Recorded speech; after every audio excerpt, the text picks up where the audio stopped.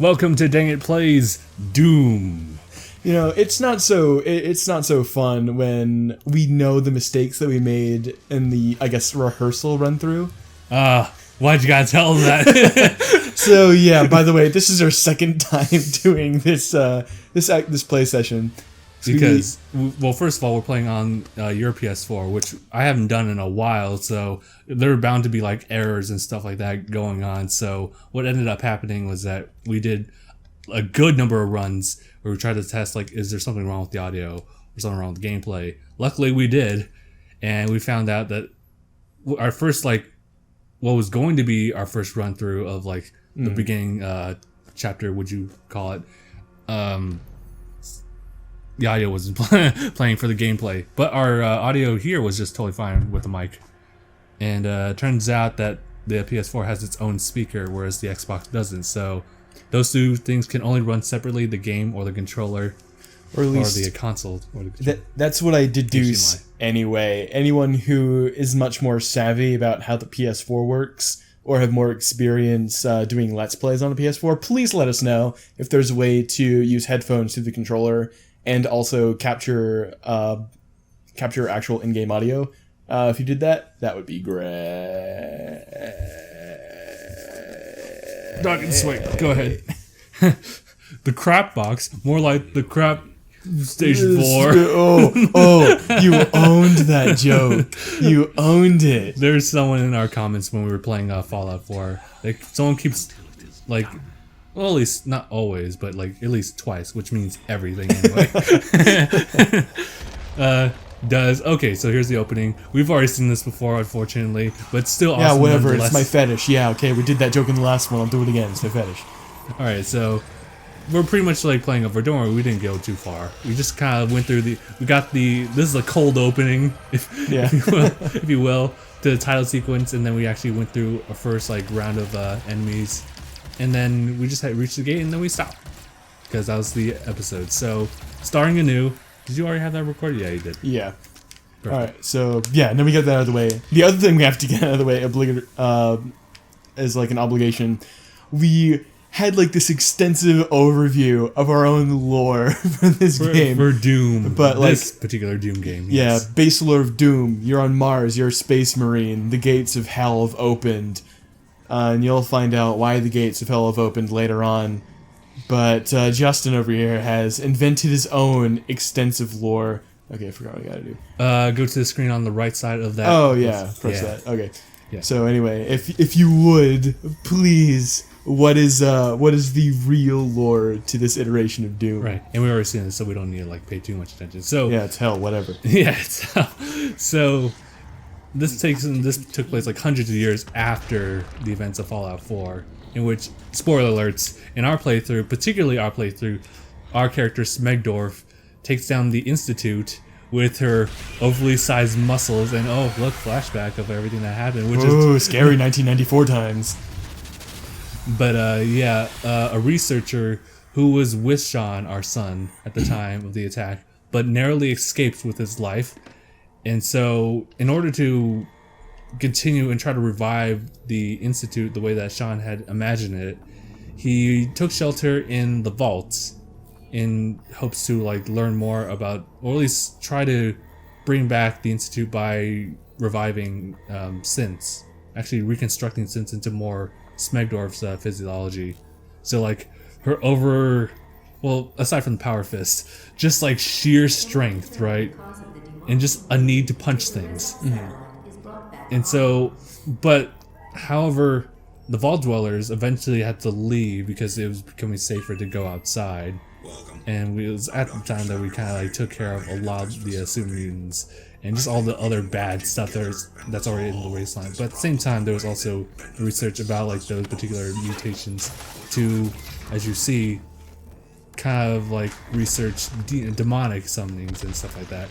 Basically trying to make a much more powerful Smegdorf than what she already is. She's already a demonic persona by herself, but you know, if you were to actually make her into a demon, that'd be pretty freaking awesome. So I mean, not that Smegdorf isn't already a demon, but now she is, I guess, a literal demon.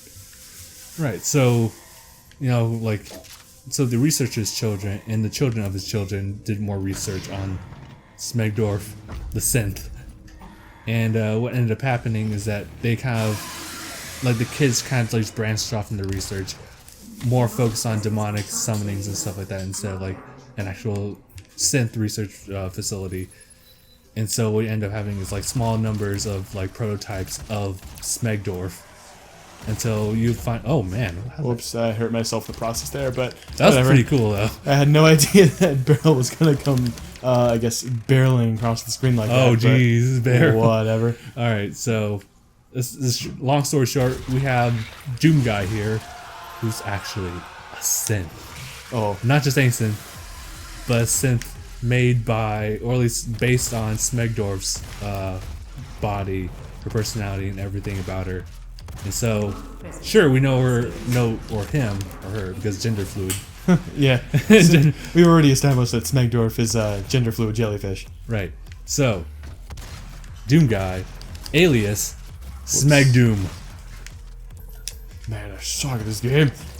And of course, like later on throughout the game, you're gonna find out that this backstory is nothing but bull. But yeah, so what are you talking about? It's legit canon. Did you just jump and then press that? Yes. Get out of here. Get out of here. Get out of here. Jeez. Okay, so when we were actually playing through this like particular level, I was playing with my incompetent skills, and don't worry, you're gonna see that later on. Yeah. But right now, David's catching up for me, just so we can kind of keep up to like where we were initially. We actually had topics at this time. That went out the window pretty quickly. What were we talking about? E3. We're talking about E3 and how Nintendo isn't. Yeah, Nintendo just isn't. I mean, I mean, Nintendo really doesn't have a presence at E3 anymore, but of course they'll have their own little Nintendo Direct. And they'll have, what was it, the new Zelda game? Yeah, that'll pretty much be the highlight, and as far as I can speculate now, the only major thing, aside from the thing I'm most excited about from Nintendo, Tokyo Mirage Sessions. Oh, yeah. Which, if you don't know, or if you haven't seen the trailer, is basically a Shin Megami Tensei and Fire Emblem mashup game. So, I'm excited about it because it literally combines two of my all-time favorite things into a single game, and it looks beautiful. It really does. Like, watching some gameplay of it, just seeing, like, how colorful, like, even, like, just not interactive characters are. Yeah. The way they went about, like, designing, like, the characters, and just, like, the non-focus. Okay, but that's a... Yeah. Pay us. Okay, sponsorship. I made that joke last time. Doom. Yeah, it from what I can tell, it's supposed to have kind of Fire Emblem style gameplay. I mean, it won't necessarily be, as far as I can speculate, a TRPG, but it'll have, you know, elements of a TRPG and elements of Fire Emblem with a very Shin Megami Tensei aesthetic. It looks more like, I guess, a like Devil Summoner aesthetic. And they do have, like, the Fire Emblem characters in it. Yeah. Well, what other aspects from Shin Megami is in there? It's mainly the aesthetic, and I wonder if it's also going to have the monster collecting aesthetic, although, you know, instead of collecting monsters, maybe it's collecting characters from Fire Emblem games. And in any case, I'm excited to find out, because I really love both of those series. What else is there? I know that, like, that game is, like, riddled with, like, nice touches, like, here and there. Just, like, nice, subtle, like, changes for the characters and whatnot. Yeah. One that I've noticed is, like, whenever you, like, do, like, spells, particularly, like, magic in that game, they show the particular, like, character's, signature, which is something, like, associated with artists, you know, how they do signature for signings and stuff like that. So that's something I really like. Especially when you just, like, go into the menu and you just, like, check out, like, the character bio, see their stats and everything, and you just see, like, the image of that character followed by, like, you know, a signature from them. So I don't know, there's just something how they're very focused on, like, idols and stars, stuff like that. I just really like how far and to the extent that they're taking it. But that's pretty much what I have to say about that game. Be interesting. All I gotta say about that. Should we, though, do a let's play of that? Oh boy. And although the one thing I'm not looking forward to is if Nintendo just goes and says exclusively for the NX. I don't think so. They had for the Wii U. I mean, like, the Japanese versions are out, so... Yeah, okay, I guess, yeah, that's the point. Which, another point about, like, you mentioned it's out in Japan. I'm pretty sure I saw characters from, like, Japan only released Fire Emblem games in there, which just raises the question even further. Nintendo, when are you going to start localizing Japan only Fire Emblem releases? Like, Fire Emblem 1 through, what was the one that came right before? Not Blazing Sword. That'd be Fire Emblem. Yeah. That'd be Fire Emblem 6, right? Yeah. Okay, so like 1 through 5 is what we're looking at. Where it at though? Just like, don't make me continue resorting to using ROMs to play these games. I mean, I'm grateful because I haven't downloaded any of like English localization patches that fans have put out. I've just been playing them purely in Japanese. So I guess if anything, it's been helping me practice Japanese, or has been incentivizing me practicing Japanese. But it would be nice to play them in English without having to resort to ROM hacks. And here's my idea: have those like Japanese only Fire Emblem games, put them into one game, translate it, remaster the graphics so we understand, or maybe have like something like the Master Chief Collection where you can like switch between graphics and it'll just be completely like whoa. Yeah, and you don't even have to like remaster them. Yeah, you're right. Like just have it for the what was it? What do they call it for Nintendo? Just put it on the Virtual Console. Virtual Console. The kicker is that all these Japan only releases have been on the Japanese Virtual Console, but they haven't seen in English or European localization, which I don't understand. Like, there's clearly a market for Fire Emblem. Like, there's a reason you guys went on making Fire Emblem games after Awakening. Awakening was supposed to be your Gambit, then you realized, oh, there's a market for this. The problem I'm seeing, or the problem like I can speculate on, is well, I will let you take over from here. Okay, so this is where I left off. Yeah, 15 minutes. But anyway, has the timer expired? I have not been watching it. I don't think it has. I don't think so. Okay, no, we still got 5 minutes. Or nice. 2.5 minutes, never mind.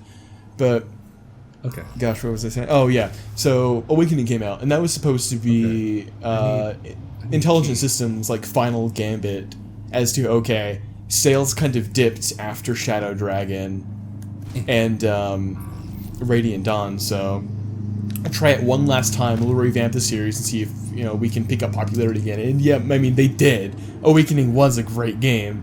But there were elements of it that I think made it very popular, but I think it's those same elements that also kind of made Fire Emblem something kind of cancerous, in my opinion. Awakening was just kind of that point where it was no longer Fire Emblem, but it became Waifu Emblem. And it really... Oh, go ahead. It just so overplayed, like, very stereotypical anime tropes. And the dialogue in this plot, well, I guess not really the plot, the overall story for Awakening that was really good. It's like the dialogue and the support conversations that just went downhill. They took such a beating from the stylistic shift that they went for. So I guess I can't imagine older Fire Emblem games would sell too well, especially because, I mean, I feel like a lot of, especially people who started with Awakening, got used to casual mode, probably wouldn't take the do-or-die modes of older Fire Emblem games very well. But, the entire thing about casual and Phoenix mode is a separate rant entirely that would take more time than the minute that we have left for this episode, okay. So we'll pick up on that later. Okay, so I'm just kind of looking through the menus here because it just kind of notified me. Oh yeah, we just got grenades. Yeah. So that would probably be what this actually, is for. I can't remember what the default equipment button is because I changed mine. Oh, yeah. I changed my control scheme. Oh, okay. For you, I think it's left bumper is equipment. Left. Which, yeah. So if you go back, you can press, I think, left bumper to throw grenades. Which one's that? Just like that one. Yeah, L1. Okay, that's just like whenever I'm like out here. Okay. Yeah. So let's just L1, if it's not L1, it's a different button. Yeah. R1. R1. Oh, okay. Oh, so it is R1. Okay, I'm running. So I'm running. I think that segment was just to teach you how to use grenades. Or it was We're just just makeshift gonna beat people with an arm. Anyway, with beating people with an arm, we've run out of time for this episode. Okay, so. cool. So thank you guys so much for watching this episode as the lawnmower is going. Episode 1 of DangIT Plays Doom. If you guys want to see more of like us playing through the game, you can subscribe to us. You can also support us on Patreon. Little plug right there. There'll be a link In the to description, it in the description if you want to support us or just like help us like figure out things like what we want to do for like games or podcast topics. That's what Patreon's for, as well as just to help support us again. And damn it, milk it. And yeah, we'll just see you guys in the next iteration of Doom. See you guys then. Hashtag bye. Hashtag bye.